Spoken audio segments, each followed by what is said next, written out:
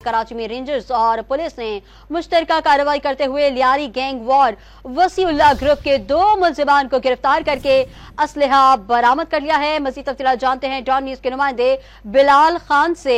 बिलाल, मजीद क्या तफसीलात हैं आपके पास, आगाह कीजिएगा।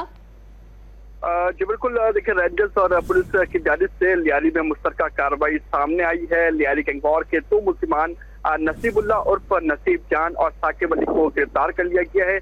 तर्जुमान पाकिस्तान रंजर सिंध की जानिब से ये बताया गया कि मुलजिमान कब्जे से असलहा, 2 मोबाइल फोन और 1 मोटरसाइकिल बरामद कर ली गई है, जबकि मुलजिम नसीबुल्लाह अगस्त 2023 में मुबीन बलोच के साथ Lyari gang war Wasiullah group में शामिल हुआ था। मुलजिम मुतअद्दिद डकैती की वारदातों समेत भत्ता वसूली में भी मुलव्विस है, जबकि मुलजिम ने अपने दीगर साथियों के हमरा 2022 में असले के जोर पर शहरी से मबलग 28 लाख रुपए छीने थे। तर्जुमान रेंजर्स की जानिब से ये भी बताया गया कि 2023 में सियालकोट से आए हुए ताजिरों से निपर रोड निगाह सिनेमा से 62 लाख रुपए छीनने का भी मुलजिमान की जानिब से एतराफ किया गया, जबकि मुलजिम आकिब अली 2012 में ताज मोहम्मद उर्फ ताजू ग्रुप में शामिल हुआ। मुलजिम 2014 में उस्मानाबाद लियारी गैंग वॉर के कमांडर नईम लाहौती, फारूक माया और ताज मोहम्मद उर्फ ताजू के साथ मिलकर मुतअद्दिद लोगों को जख्मी और हलाक किया, जबकि मुलजिम ने उस्मानाबाद, बकरा पीड़ी रोड, नियाजी चौक और नवालीन के इलाकों से भत्ता वसूली भी की है।